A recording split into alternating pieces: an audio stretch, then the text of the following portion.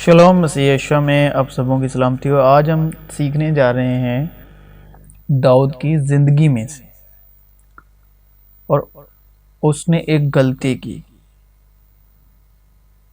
और वो क्यों हुई और उसके पीछे वजह और नीयत और इरादा क्या था और क्या वजह रही है जो उसने ऐसा ही क्यों किया। अगर किया तो उसको बाइबल के प्रकाशन में क्यों दर्ज किया गया और उसको बाइबल में मुकाशफा के तौर पर क्यों, क्या वजह रही होगी कि उसको उसकी उस गलती को बाइबल में जाहिर किया गया मुकाशफा के तौर पर। जरूरी ना थोड़ी है कि उसने यही भूल की हो तो फट से बाइबल के प्रकाश में दर्ज कर ली गई हो। असल में सबसे बड़ा कारण है जो इस वजह को, गलती को प्रकाशमान करती है, जो ऐसे गुनाहों पर रोशनी डालती है, वो है मूसा की शरीयत व्यवस्था 10 हुक्म, पुराना अहदनामा। तो जो दाऊद थे अपने जमाने में, अपने वक्त में पुरानी वाचा के अधीन थे मसीह यीशु के पैदा होने से पहले, इसलिए कि शरीयत तो मूसा की मार्फत दी गई, यानी पुराना अहदनामा यानी मूसा के 10 हुक्म। क्योंकि शरीयत के दिए जाने तक दुनिया में गुनाह तो था, मगर जहां शरीयत नहीं, मतलब शरीयत से पहले जहां शरीयत नहीं वहां गुनाह महसूब नहीं होता। क्योंकि जिस तरह एक ही शख्स की नाफरमानी से बहुत से लोग गुनाहगार ठहरे, यानी पहला आदम, उसी तरह एक की फरमान बरदारी से यानी यीशु मसीह से बहुत से लोग रास्तबाज ठहरेंगे, धर्मी और ठहर चुके। और बीच में शरीयत मौजूद हुई, यानी मूसा के 10 हुक्म, पुराना अहदनामा, पुरानी वाचा, ताकि कसूर ज्यादा हो जाए। तो शरीयत क्यों बीच में आई? कि कसूर जो है उसको रोशन करने के लिए, कसूर को, गुनाह को जिंदा करने के लिए। जैसे फजल और सच्चाई के अधीन आप यीशु मसीह में रूहानी तौर पर जिंदा होते, लेकिन शरीयत के अधीन आप गुनाह के सबब से जिंदा होते, आप में गुनाह प्रकाशमान होता है। और बीच में शरीयत आप मौजूद हुई ताकि कसूर ज्यादा हो जाए। और ऐसा हुआ कि दूसरे साल जिस वक्त बादशाह जंग के लिए निकलते हैं, दाऊद ने योआब और उसके साथ अपने खादिमों और सब इजराइलियों को भेजा और उन्होंने बनी अमोन को कत्ल किया और रब्बा को जा घेरा। पर दाऊद यरूशलेम ही में रहा। और शाम के वक्त दाऊद अपने पलंग पर से उठकर बादशाही महल की छत पर टहलने लगा, और छत पर से उसने एक औरत को देखा जो नहा रही थी, और वो औरत निहायत खूबसूरत थी। ख्वाहिश हामला होती है और गुनाह को जन्म देती है, और गुनाह जब बढ़ चुका तो मौत को पैदा करता है।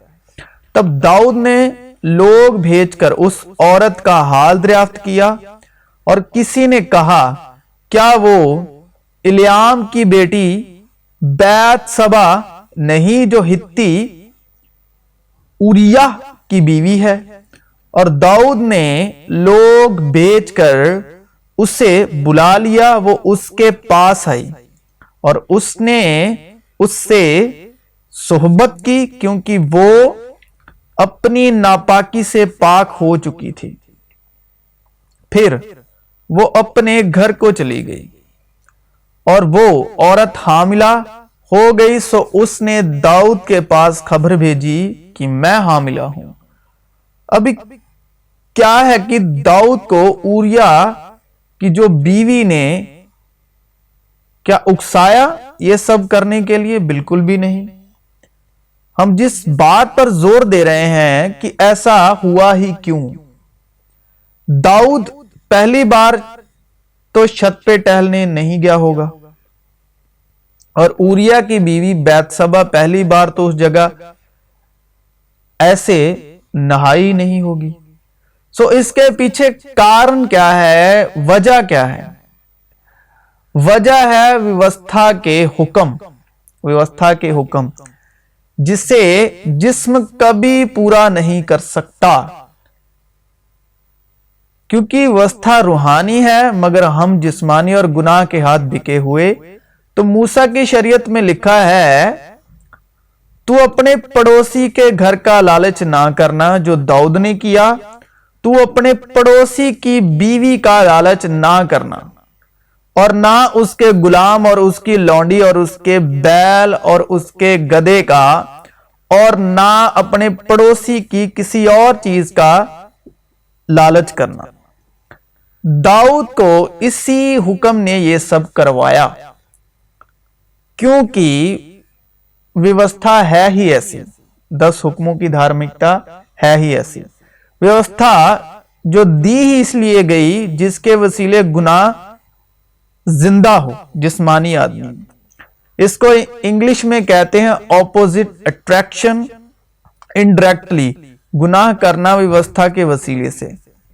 जैसे नई वाचा के अधीन रूहुल कुद्स का काम है यीशु मसीह की बातों में सिखाना और यीशु मसीह की बातें याद दिलाना, वैसे ही व्यवस्था का काम है आदम से लेकर आप में हर तरह का जो भी गुनाह है उसको याद दिलाना, उसको जिंदा करना बदन में, जो जिस्म के वसीले से एक आदमी की वजह से गुनाहगार ठहरा।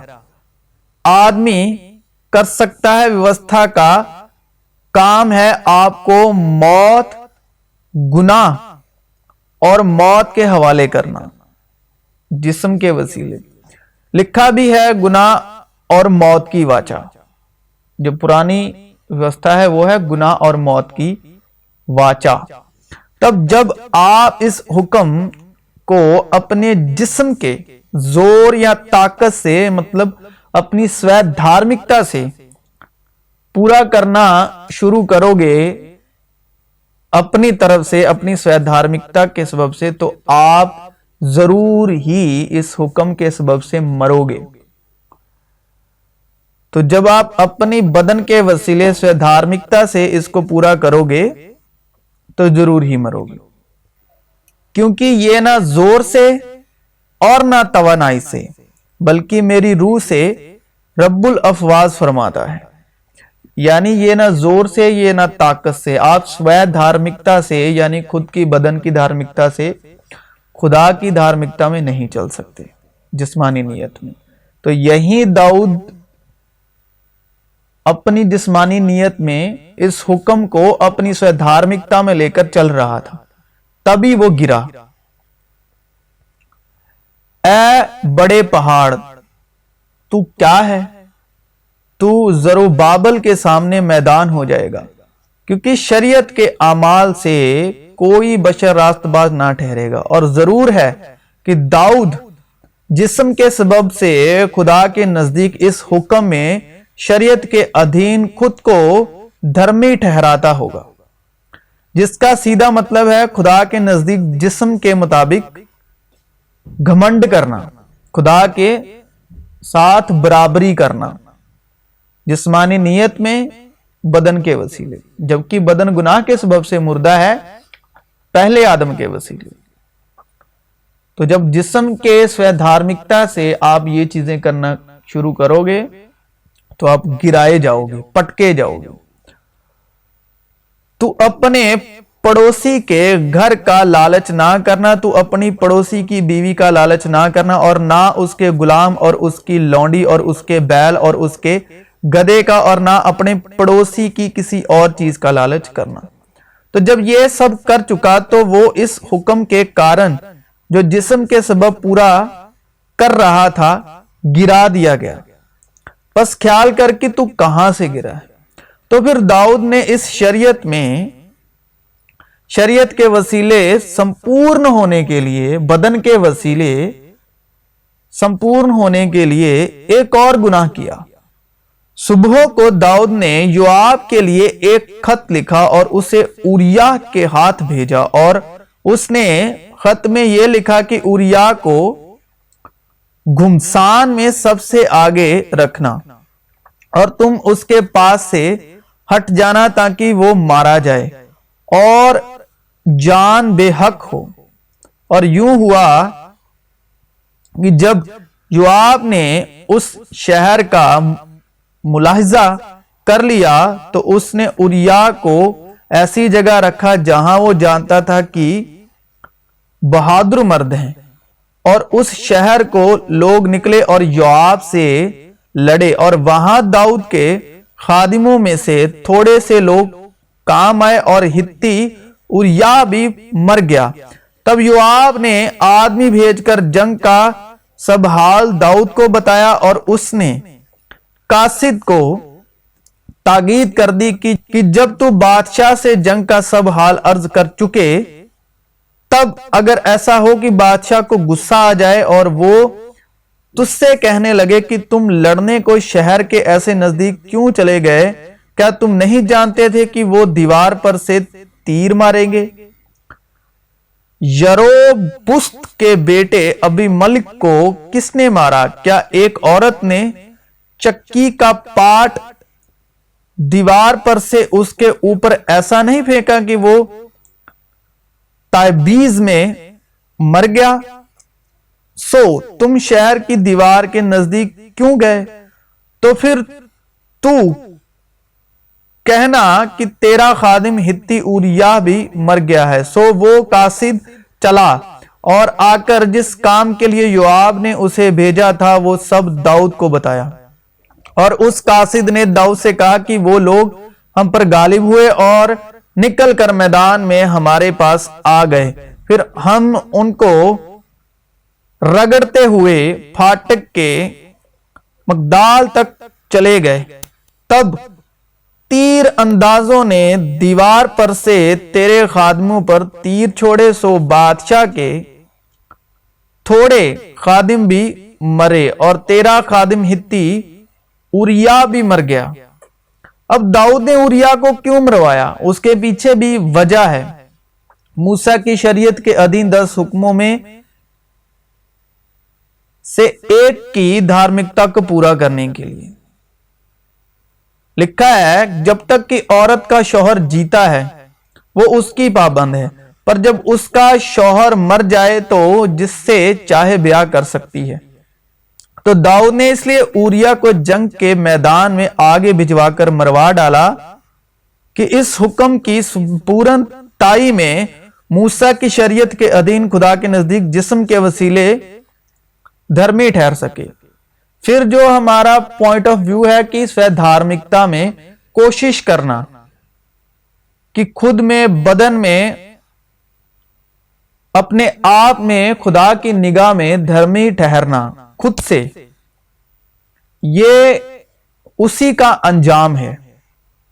और कोई भी बदन जो अपनी स्वधार्मिकता में जी रहा है, स्वधार्मिकता में धर्मी ठहर रहा है, उसके बैकग्राउंड में यही कुछ चल रहा है, क्योंकि वो स्वधार्मिकता में जो ठहरना चाहता है खुदा के नजदीक धर्मी, जो कि बदन कभी नहीं ठहर सकता, उसके पीछे यही सैक्रिफाइस चल रहे हैं बैकग्राउंड में, उसकी जिंदगी में, कि मैं खुदा के नजदीक अपने आप में धार्मिकता में, बदन की धार्मिकता में कैसे संपूर्ण रहूं, कैसे ठीक रहूं।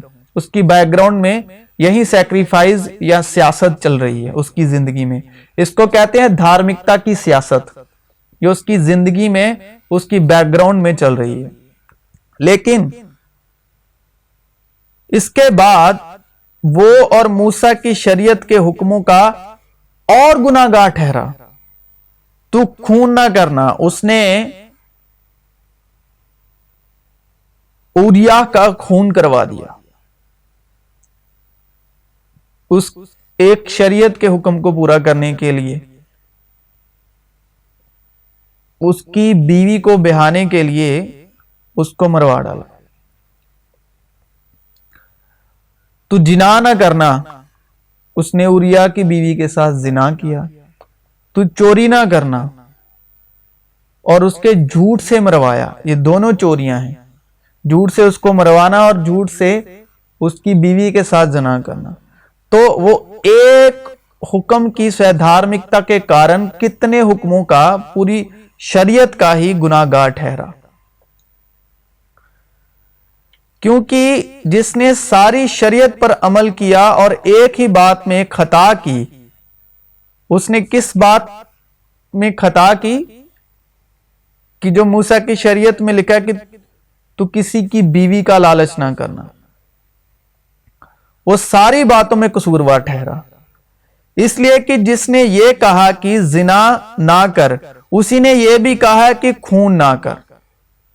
तो वो इतना स्वधार्मिकता के घमंड में फंसता गया, उसने ये दोनों काम किए, जिना भी किया, खून भी किया।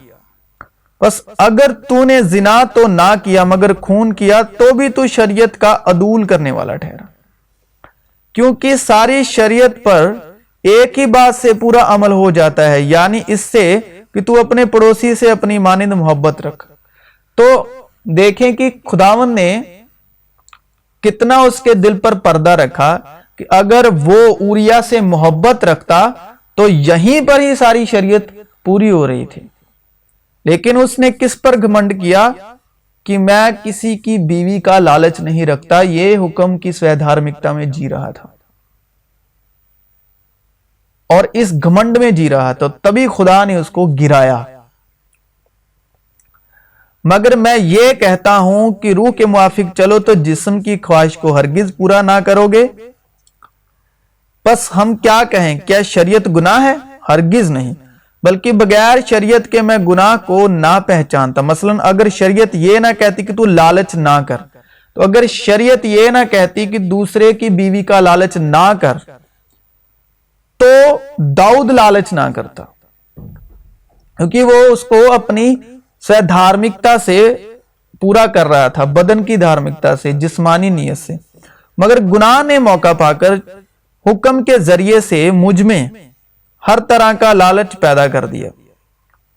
तो शरीयत बेसिकली क्या याद दिलाती है? जो आदम ने नाफरमानी की बागे अदन में, तो जब शरीयत इसीलिए बनाएगी कि आदम की जो वो धार्मिकता से गिराया गया, तो उसको बार बार याद दिलाए कि तू बदन के वसीले, जिस्म के वसीले, क्योंकि पहला आदम जो जिस्मानी था, कि तू इस लायक नहीं, कि खुदा के बिल्कुल लायक नहीं है, बदन के वसीले।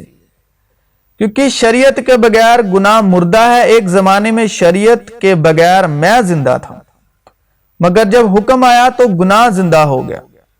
बागे अदन की बात हो रही है, और मैं मर गया। और जिस हुक्म का मंशा जिंदगी था, वो ही मेरे हक में मौत का बाइस बन गया, क्योंकि गुनाह ने मौका पाकर हुक्म के जरिए से मुझे बहकाया। गुनाह ने मौका पाकर हुक्म के जरिए से दाऊद को बहकाया कि तू अपनी पड़ोसी की बीवी का लालच ना कर। तो क्या किया? उसके अंदर गुनाह था इसके प्रति, तो गुनाह ने मौका पाकर हुक्म के जरिए से मुझे बहकाया और उसी के जरिए से मुझे मार भी डाला।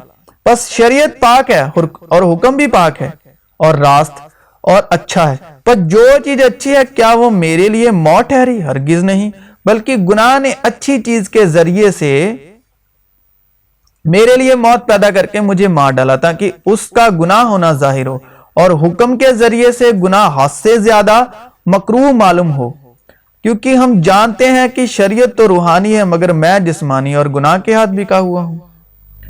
क्योंकि मौत का डंक जो है वो गुनाह है, और गुनाह का जोर है शरीयत। गुनाह को शरीयत से जोर मिलता है, और जिस्मानी नियत मौत है, मगर रूहानी नियत जिंदगी और इत्मीनान। क्योंकि जिस्म रूह के खिलाफ ख्वाहिश करता है और रूह जिस्म के खिलाफ, और ये एक दूसरे के मुखालिफ हैं, ताकि जो तुम चाहते हो वो ना करो, और अगर तुम रूह की हिदायत से चलते हो तो शरीयत के मुताहत नहीं रहे। और जिस्मानी नियत मौत है, मगर रूहानी नियत जिंदगी और इत्मीनान है। लेकिन हम पर खुदा ने उनको रूह के वसीले से जाहिर किया, क्योंकि रूह सारी बातें बल्कि खुदा की तह की बातें भी दरियाफ्त कर लेती है। क्योंकि इंसानों में से कौन किसी इंसान की बातें जानता है सिवा इंसान की अपनी रूह के जो उसमें है। इसी तरह खुदा की रूह के सिवा कोई खुदा की बातें नहीं जानता, मगर हमने ना दुनिया की रूह बल्कि वो रूह पाई जो खुदा की तरफ से है, ताकि उन बातों को जाने जो खुदा ने हमें इनायत की हैं। और हम इन बातों को उन अल्फाज में नहीं बयान करते जो इंसानी हिकमत ने हमको सिखाई हो, बल्कि उन अल्फाज में जो रूह ने सिखाई है। और रूहानी बातों का रूहानी बातों से मुकाबला करते हैं, मगर नफसानी आदमी खुदा की रूह की बातें कबूल नहीं करता, क्योंकि वो उसके नजदीक बेवकूफी की बातें हैं और ना वो उन्हें समझ सकता है, क्योंकि वो रूहानी तौर पर परखी जाती हैं। लेकिन रूहानी शख्स सब बातों को परख लेता है, मगर खुद किसी से परखा नहीं जाता। खुदावंद की अकल को किसने जाना कि